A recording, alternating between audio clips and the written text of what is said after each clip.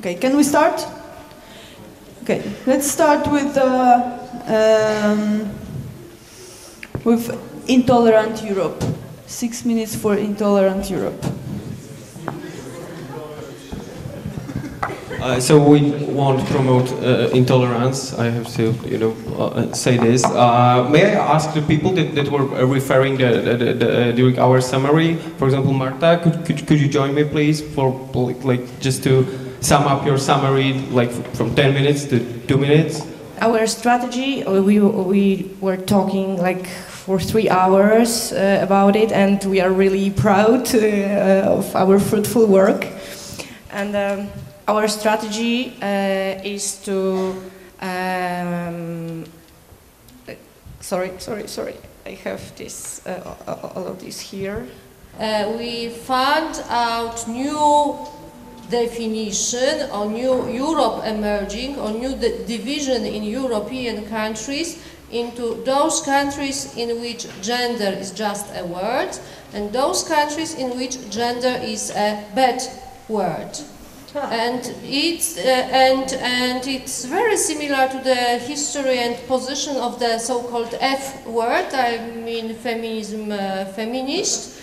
And well, it was the same. The division was the same. So maybe it's one of the roots for contemporary problems with gender. And we found out that among our group we differ in understanding of gender, even if we discuss in our one national group, and even if we share the same language, we have other different understandings of gender. Just a second. We talked a lot about language. That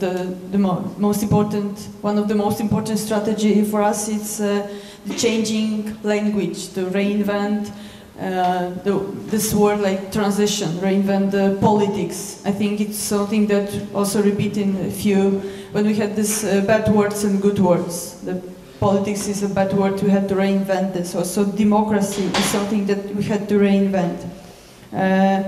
What for me was really interesting, it's this thinking about some kind of experts. I think that when we asked our friends from Spain about the intellectuals who supported Indignados, it's like this, somehow we think about intellectuals, about some experts. We remember very often this kind of discussion that we believe there are some experts that know the answers. We think that we also produce some kind of experts and the city hall should talk with this, and we are really disappointed that they don't do. We really believe in experts. I think it's not so, in Spain it's not so popular. Sorry. Do we have our hashtags on the paper? No hashtags, no summary.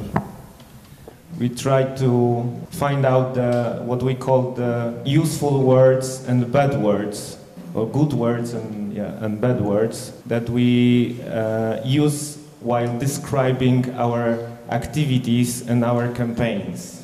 You can read them here. So, for example, ecology is a bad word. And never use it. People do not respond positively for ecology. They positively respond for clean air, less cars in the city center, more green space.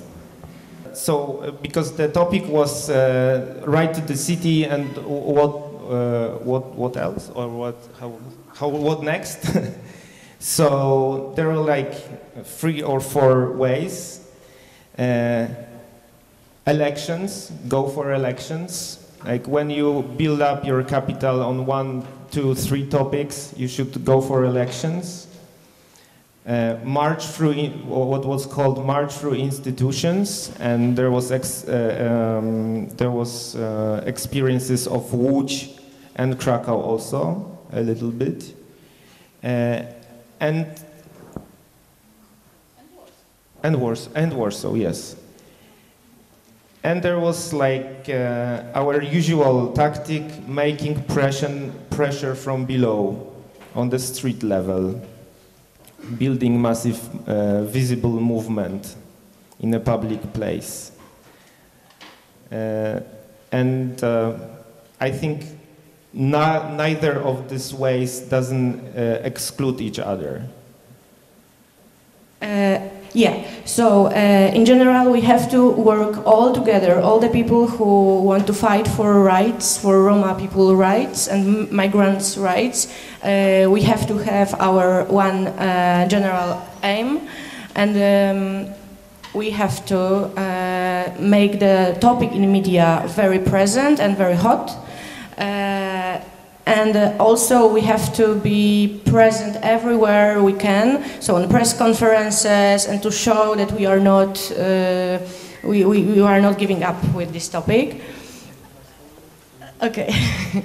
And yeah, and one of the most important thing is that we have to have one person from a Roma people who will be like talking about themselves. That like nic o nas bez nas. So nothing. How to say? Yeah, thank you. Actually, we started with the conclusion that we in Europe, in each of state we were from, so mainly Eastern Central Europe, we do not have the trust for the institutions, and most of our experiences are negative. We called institutions sleepy, lazy, incompetent, hierarchic. Only several adjectives were positive, and Dorota presented very interesting result of a research made by Polish research institution CEBOS, that among the list of the institutions, public institutions we trust, the first 3 institutions were not public at all. So there was Catholic Church and charity institutions connected with Catholic Church, and the first place was for charity organizations, organization Wielka Orkiestra Świątecznej Pomocy. There are basically 3 ways to discriminate someone in language. Is the first way is the legal way, that someone, for example, can't take part in a trial because he can't or she can't expose fully in her or his own language. The second part is the hate speech, and in both these problems we can use the legal way and not be afraid of use all the legal procedures we can.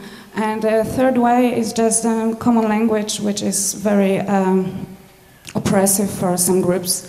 And it's really not so hard to change this kind of language, just using the proper words, and try convince as many people as possible, using also sometimes the legal way, or also tricks and jokes and all the kinds of work in language and with language you can imagine to change this common language, and it's not so hard. We talked about the media. The media creates the reality, so we have to create the media and influence the media, because the media most of the time is balanced. But we should influence the media as well, and we should get into the media and in mainstream media, especially because that will reach the people. How do you get into the media when you have an important thing to tell the people? For example, you can use a demonstration, you can organize civil disobedience, which is probably big news, so that will represent, if it represents the case well, then your message will get through. What can you do? Just the last sentence. What can you do with this silly, idiotic, misrepresentative media, like most of the governmental media are? So let's make fun of them. I think it was really, really interesting, and so great that we realize that there are so many things which are common around the countries in whole Europe. So that would actually mean something for calling Europe as Europe. I mean, like, this is the real meaning of Europe, that we have a totally common things, struggles, and we can use the knowledge one develops maybe somewhere else.